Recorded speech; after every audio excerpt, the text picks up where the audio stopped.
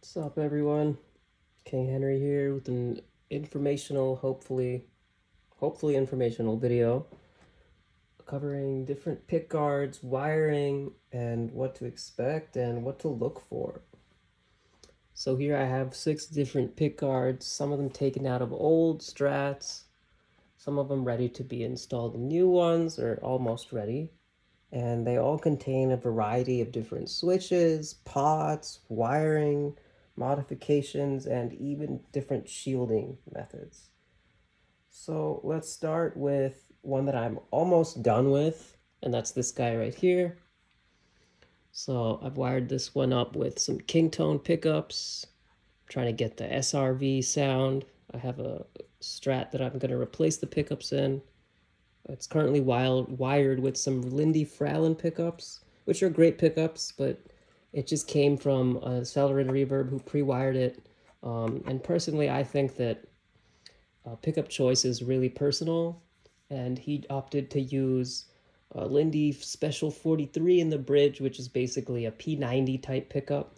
And I don't like the volume jump, and I don't think it's like well matched with the neck and the middle pickups. And personally, I'm trying to get one guitar that really gets the Stevie sound good, as close as possible. So I opted to use Kingtone pickups. I did some research and they look amazing. And one thing I really like about them is all this laser engraving they have on the back. Try to zoom in a little more so you can see better. Yeah, they go through all this trouble of like laser engraving all their products, even if you like check their website, even the pedals are like super well engraved. They have a machine that shows how they do the laser engraving. And I'm not sponsored by them in any way, at least not yet. Let's hope one day maybe, but just kidding. Yeah, I love their products. Their stuff is really high quality.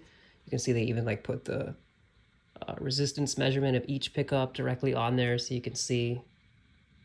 I'm not going to test it with my multimeter. I'm just going to take their word for it. I trust them. So yeah, other components I have on here. I always use like high quality parts because if I'm going to upgrade, you might as well go all out. So I've got 250K pots. These are from a 920D set I had, so I'm just using those. And then it also came with the CRL switch. You can tell it's CRL because of the spring usually, and it's gives it like a better switching mechanism. And I'll compare that in a second with one I have that doesn't have a CRL switch. So I took this pick guard, the one over here. This is from my Fender player Strat. So made in Mexico Strat. So generally, if you like go through the line of Fender equipment, generally the cheaper stuff is wired with cheaper components, to save costs. It totally makes sense. So you can tell like the difference here on this switch. This is not a CRL switch. It's still, of course, a 5-way switch, as all Strats have the 5-way switching, but it lacks that spring. And if you give it a test, you can hear the difference actually, like in the switching mechanism. And this is also like a pretty new one. You can tell like from the front of it, it's like pretty clean. This is from a 2022 Sweetwater exclusive Seafoam Green Strat that I have. The color is exclusive. Yeah, it's beautiful. I love the Strat. It plays really well, but the pickups even sound pretty good. It comes with the VMod 2 pickups. It's one of the reasons why I bought this Strat. So I do plan on reusing the pickups in another like Frankenstrat build of my own, parts caster or whatever you want to call it. But yeah, I'm going to replace these switches because you can hear now when I do the switching, if you listen closely.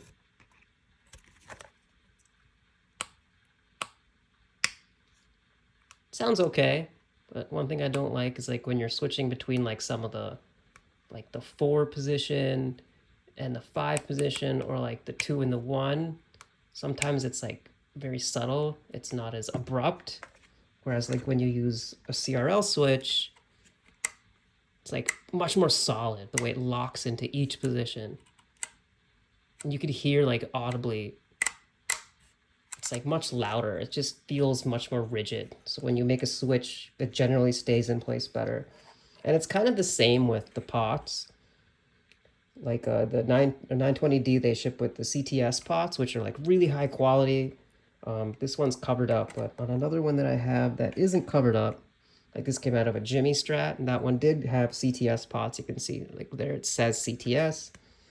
They got the brass on top. You can't really hear it, but I can feel like it's very smooth. It's consistent when you go from like 10 to 1. and 1 to 10. It's very even throughout, which is great. You want like an even taper so you can, you know, land on a particular value as you intend to. You don't want to overshoot or undershoot in any way.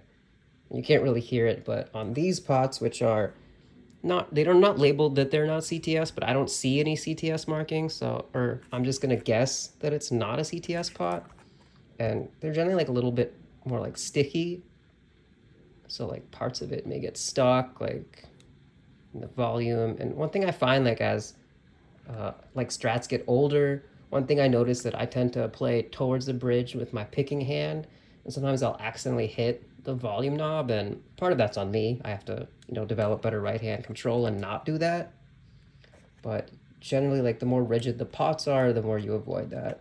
You can also change your knobs if you like heavier knobs. That can help prevent that too. Like some of like the heavy like brass knobs tend to hold their place better in the pot. So there's a lot of options you can do for that.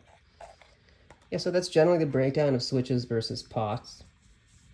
And so one thing that I'm planning on doing is reusing all the components I have. So you can see here that like, here are a couple pick guards from like American Strats, and they're usually like really well shielded. And like I said, the higher quality ones come with better pots. So this looks like, yeah, you can tell here on this one, it does have a CTS marking. It's a pretty good pot. They do just get old. Like this is from a really old Strat. This is taken out of like a 1998 fat Strat. So that's like nearly 25 years. So like maybe it's time to replace some of these parts. So I'm probably going to replace these. Actually, my next project for this pick guard, this was taken from a 94 American Standard Strat. The pickups sound good still. Like pickups don't really ever go bad, but the mechanical parts tend to wear. So in this one, the interesting thing is I found out that this stacked pot was really interesting to me. I was wondering like, what is it? So after some Googling, it turns out it's the TBX tone circuit, which is the treble bass expander. So I may be saying this wrong, but basically it has two different modes. So it starts like in the middle, and when you go up, it will act as your normal tone knob for filtering high frequencies. And then when you turn it the other way, it should filter out low frequencies, or actually increase them. Bass expander, part of the TBX. So I'm planning on keeping this. It seems to be in still fairly good condition. And I don't really want to rewire it or find this resistor and recreate it. It's kind of a pain to source these stacked pots. I'm sure I can get it off StewMac, but I'd rather not. One thing I do want to change though is I'm going to replace these two pots and this switch, because the switch is looking a bit worn. And it's mostly wired pretty standard. You can see it's got the normal jumper from the all position, neck middle bridge, hot, and then the ground wiring. So it should be fairly easy to just replace the pots, and it's got everything's fairly standard here. You can see this lug is grounded to the pot, and then this is our grounding pot. So this would go here, and then these red and blue cables are basically the ground cables from each pickup. You see like there's two blues and one red. Usually most Strat pickups, they color code the middle pickup differently, just so if they're not specifically labeled, like this guy's not labeled, you'll kind of know from a glance like which one is the middle one based on the color of the wires itself.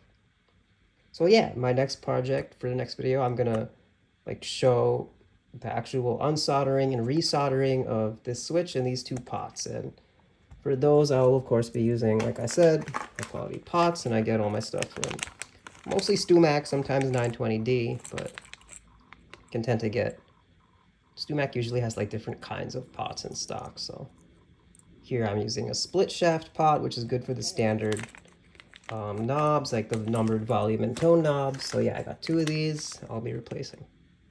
So yeah, hope you learned something, and thanks.